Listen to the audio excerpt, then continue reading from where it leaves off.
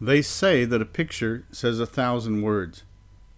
A famous image with which they can identify saves valuable class time if it can grab the learner's attention with a 60-second movie vignette and make them instantly care about the characters and their fate.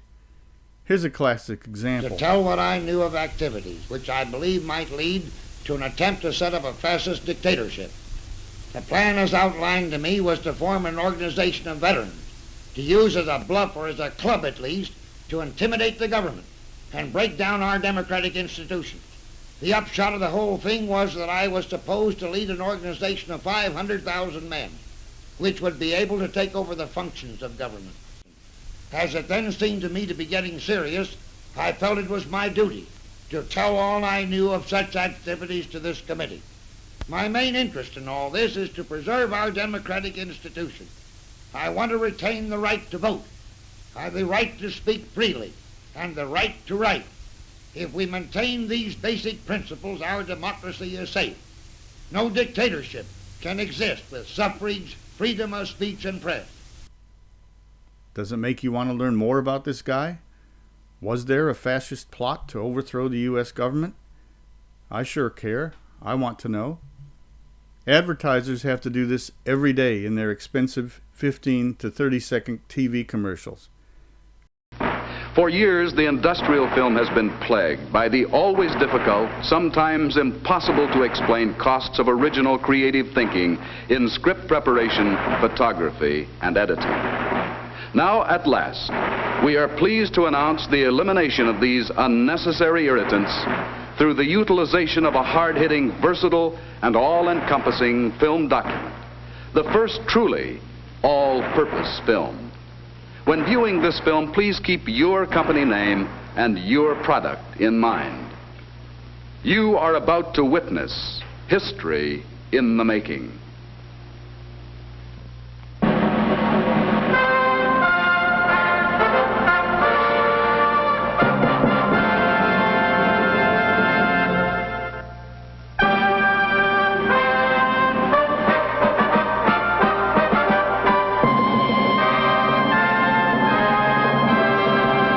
From the dawn of Familiar characters can be the key to the success of a 30-second story.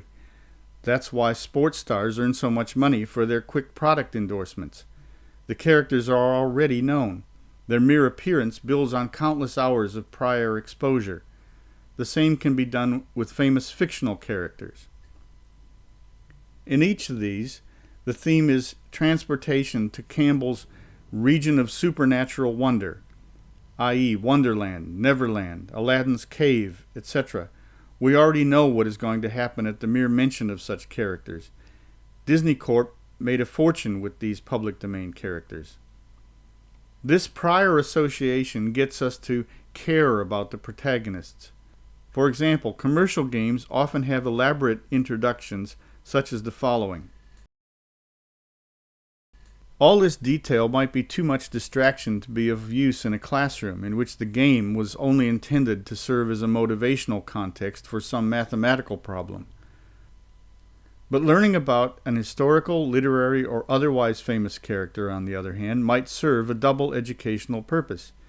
If the character and set selection are appropriately age-graded, a certain amount of prior familiarity can be assumed and built upon. Even preschool children are familiar with robots, castles, the surface of the moon, and dinosaurs, for example. Superhero characters deliberately follow these stages. The future superhero is first seen in The Common Day. They display or discover their special powers in small, unanticipated daily activities. We identify with the hero as they decide whether to use their powers to resolve daily issues or hide them and save them for great things to come. They develop an ambiguous relationship with their powers and the responsibilities and isolation that come with them. This, again, can be harnessed to educational purpose. His name is not important. He represents a number of things, all of which add up to the future of our country. He may become a scientist or perhaps an educator. He might even join the Space Patrol. Some students are better than others at a given task. In such a context, They have special powers. Sometimes this makes them popular. Sometimes it isolates them. Special powers can also be obtained artificially through prizes. They can win the right to command others, to slow down or eject an opponent of their choice. Or they can simply be nominated to have special power over other players via a role such as Dungeon Master or Wizard. Again, it is the familiar role of the teacher as Games Master to handle this with tact. Technical advances have provided projectors whose operation is so simple that they can be handled easily by our second graders. Well, first you take the tape off the film, then you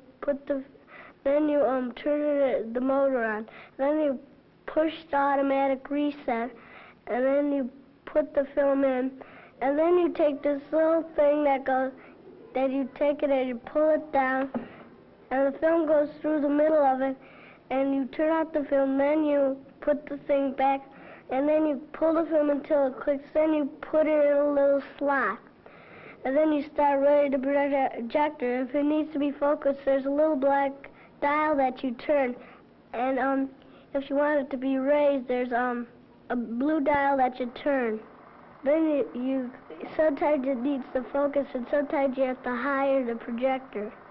See, all the projectors are easy, because I've been doing it for about 5 months now. Review some famous comic books to see how the superhero followed the character development of the hero's journey. How might students display their existing special powers and obtain new ones?